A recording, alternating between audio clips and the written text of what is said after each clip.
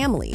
Doria traded her own peace and privacy to step into Meghan and Harry's turbulent world. Whenever a nanny stormed out, and let's be honest, they've had more nannies than most people cycle through cars, it was Doria who stepped in, patching the gaps, holding the family together when everything else threatened to fall apart. And here's the kicker. Doria didn't just help out, she moved in. She became the full-time, unpaid caretaker. Not the doting grandmother who drops by now and then, but the constant presence, the one who gave up her independence so Meghan and Harry could chase their ambitions while knowing someone reliable was home with Archie and Lilibet. Welcome back to Clout Therapy, the channel where we spill the hottest celebrity gossip and break down the wildest Hollywood drama. Today we're diving into a shocking story straight out of Montecito. Meghan Markle's mom, Doria Ragland, has reportedly had enough, and the details are messy. From explosive fights inside the mansion to nanny scandals, jealousy meltdowns, and Harry's emotional breakdowns, this drama feels more like a reality show than royal life. And the most chilling part? Meghan's desperate cry as Doria walked out the door. "Don't leave me! Don't leave me!" Yeah, this one is heavy. Stick around as we unpack why Doria finally said, "I'm done," what it means for Meghan and Harry's future, and why this could be the biggest crack yet in the Markle machine. If you live for royal chaos, hit that subscribe button and turn on notifications. This is Clout Therapy. Let's talk about Doria, because honestly, she was the unsung hero of this whole Montecito soap opera. Most people picture her as the quiet grandma who pops in for a holiday dinner, or maybe the occasional photo op. But that couldn't be further from the truth. Doria wasn't a guest. She actually moved in full-time. She was there day in and day out, helping raise Archie and Lilibet when everything around that house was pure chaos.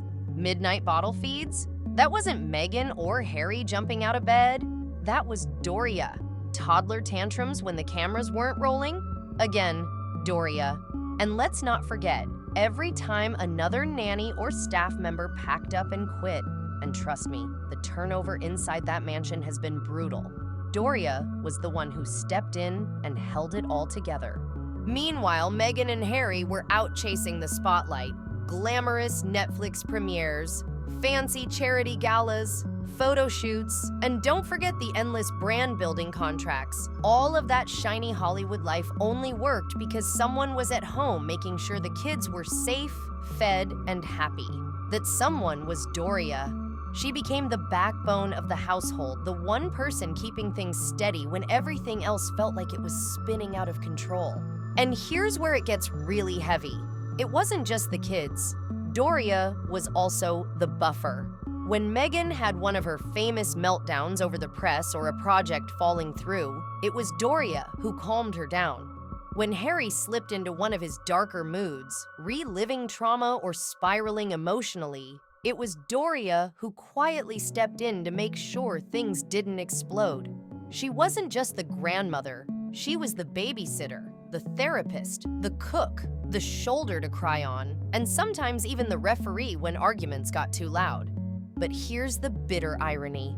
The woman who gave the most, sacrificed the most, and held that mansion together got the least.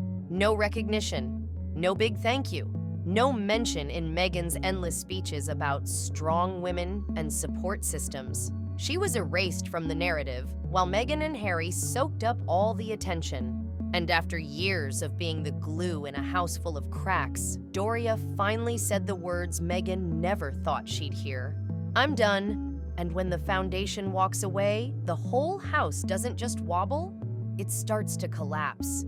The nanny situation inside Montecito has become its own legend, and not in a good way. Remember the infamous saga? 3 different nannies in just 6 weeks. That's not normal turnover, that's a revolving door. Word spread so fast through the agencies that they actually started warning candidates. Do you know who you're working for? That's how bad the reputation got. And it wasn't just about the job, it was about the process. These women weren't simply hired to care for Archie and Lilibet. They were treated like contestants on a reality show. Multiple rounds of interviews, endless paperwork, NDAs stacked as high as the mansion walls. And then came the final test. They had to perform for Meghan and Harry, almost like they were auditioning for a role in a play. Every move, every word, every ounce of patience was judged under a microscope. Now, Meghan has often claimed there was one nanny she adored, the one who supposedly fit right in with the family. But even that nanny, the so-called favorite, has been left in childcare limbo. Years of loyal service, waiting for some kind of promotion or recognition, and still nothing. No real advancement, no secure place in the household, just uncertainty, while the press spins fairy tales about a picture-perfect family. And here's the kicker. If paid professionals, trained childcare experts, couldn't survive the pressure cooker of that mansion, what does that say about Doria? She wasn't on a salary. She didn't have an agency contract or an NDA to protect her. She was the grandmother, which means when things went south, the pressure didn't let up. It landed right on her shoulders. Doria became the permanent fallback, the one person who couldn't quit, even when she wanted to. And that, more than anything, shows just how brutal life inside the Markle mansion really was. Harry's dependence on Doria is a side of this story people don't talk about enough. She wasn't just there to support Meghan. She quietly became Harry's emotional crutch too. Whenever Meghan spiraled into stress, into anger, into one of those late-night breakdowns, it wasn't Harry who steadied her. It was Doria who steadied him. Sources say he leaned on her calm presence, almost like she was the only anchor he had left. And when you look at Harry's past, it makes sense. He lost his own mother so young, and that left a hole that never fully healed. In a way, he replaced that missing stability with Doria. She became the safe figure he could lean on when everything else felt shaky. But here's the problem. When a man needs his mother-in-law just to keep his marriage standing, that's not support anymore. That's survival. And that kind of dangerous dynamic, it was never going to last forever. The breaking point didn't just explode out of nowhere. It built slowly, over years, like pressure inside a volcano. Meghan's constant complaints had already worn everyone down. Nothing was ever good enough for her. The staff wasn't trained enough. The Montecito house wasn't private enough. Harry wasn't attentive enough. The media wasn't fair enough. Day after day, it was this endless cycle of dissatisfaction. And who was always there to absorb it, to smooth it over, to keep the walls from crashing in? Doria. She was the one listening late at night, the one steadying the children when tension filled the air, the one patching up cracks nobody else could see. But even the strongest backbone starts to bend under that kind of weight. And here's where it turned ugly. Insiders say Meghan's criticism eventually landed on her own mother. Imagine the sting of that. After sacrificing her peace, her freedom, even her identity to help raise Archie and Lilibet, Meghan reportedly began nitpicking Doria's parenting. The way she held the children, the routines she followed, even the smallest choices were second-guessed. That was the line crossed. For Doria, it wasn't just ungrateful, it was humiliating. Because what more could she possibly give? That moment flipped a switch inside her. After years of sacrifice, after stepping in every time a nanny quit, after quietly holding the family together, she finally saw things clearly. She wasn't being honored, she wasn't being valued, she wasn't even being treated like a mother anymore. She was being used, reduced to staff in the very house she had built into a home. And that realization hit harder than any headline or public attack ever could. So Doria made her move. No shouting match, no dramatic confrontation. She knew words wouldn't matter to Meghan. They never had. Instead, she chose dignity. She packed her bags quietly, folded her clothes with care, and walked out without fanfare. The silence was the statement. When she closed that door, it wasn't just a mother leaving her daughter's house. It was a woman reclaiming her self-respect. And for Meghan, who thrives on control, that silence may have been the loudest rejection she's ever faced. Meghan's jealousy and control issues were never far from the surface, and insiders say they hit a breaking point when it came to her kids. She allegedly worried that Archie and Lilibet were bonding too closely with Doria, and even with the nannies. The irony? Meghan wanted the help. She needed the help. Without them, her glamorous life of premieres, interviews, and brand deals would have fallen apart.